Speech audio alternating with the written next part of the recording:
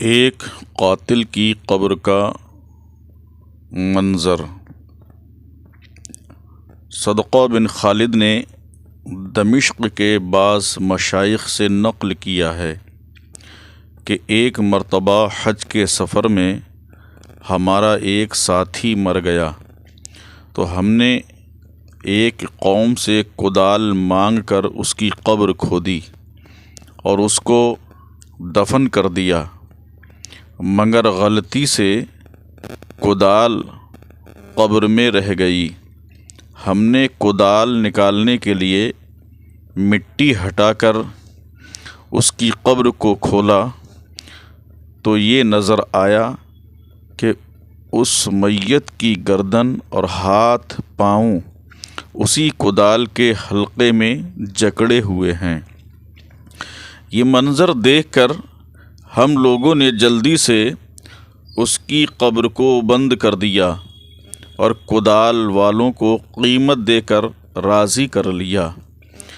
جب ہم لوگ حج سے واپس ہوئے تو اس کی بیوی سے اس کا حال دریافت کیا تو اس نے بتایا کہ میرے شوہر کے ساتھ ایک بہت مالدار آدمی رہتا تھا، تو میرے شوہر نے اس کو قتل کر کے اس کا سارا مال لے لیا تھا، اور میرا شوہر ہمیشہ حج بھی کرتا تھا اور جہاد کے لیے بھی جایا کرتا تھا۔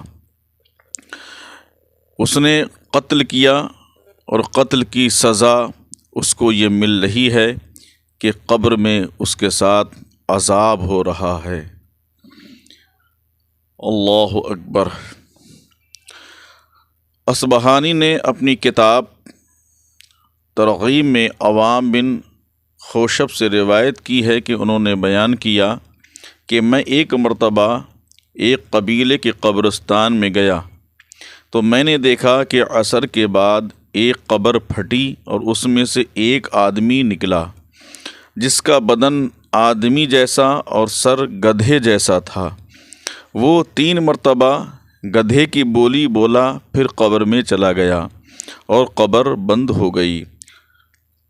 عوام کہتے ہیں کہ جب میں نے لوگوں سے اس کا حال دریافت کیا تو معلوم ہوا کہ یہ شخص شرابی تھا، اور جب اس کی ماں اس کو خوف خدا سے ڈراتی، ماں کہتی تھی کہ بیٹا شراب مت پی، اللہ کا خوف کر، تو یہ بد نصیب اپنی ماں کو یہ جواب دیتا تھا کہ یہ تو خالی گدھے کی طرح بولتی رہتی ہے۔ ماں کے لیے کہتا تھا یہ گدھے کی طرح بولتی رہتی ہے۔ اس کے بعد عصر کے بعد اس شخص کا انتقال ہوا تو روزانہ عصر کے وقت اس کی قبر پھٹ جاتی ہے اور یہ سر نکال کر 3 مرتبہ گدھے کی بولی بول کر پھر قبر میں چلا جاتا ہے اور قبر بند ہو جاتی ہے۔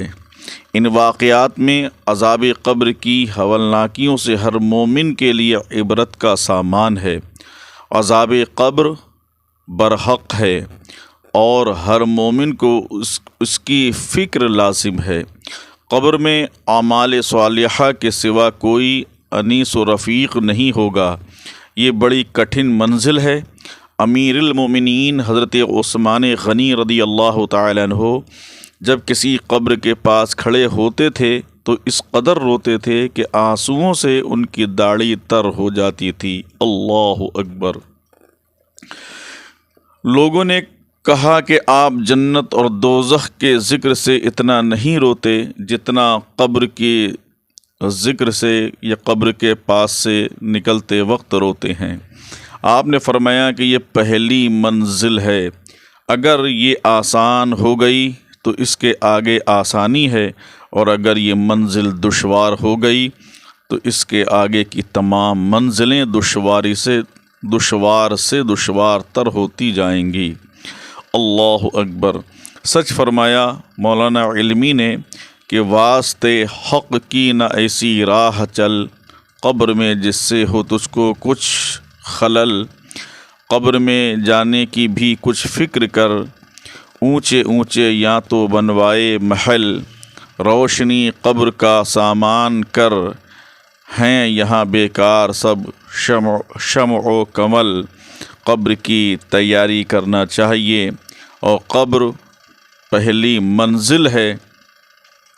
اللہ رب العزت ہمیں عذابات قبر سے اپنے پیارے حبیب صلی اللہ علیہ وسلم کے صدقے میں اللہ محفوظ فرمائے، اور جو مسلمان ہمارے اس دنیا سے چلے گئے ہیں، رب کائنات ان کو عذابات قبر سے محفوظ فرمائے، اور قبر کی تنگیوں سے، قبر کی جلن گھٹن سے، قبر کی وحشت ناکیوں سے، قبر کی تاریکیوں سے اللہ محفوظ فرمائے اپنے پیارے حبیب سرور کونین صلی اللہ تعالی علیہ وسلم کے صدق و طفیل میں، آمین بجاہ سید المرسلین صلی اللہ تعالی علیہ وسلم۔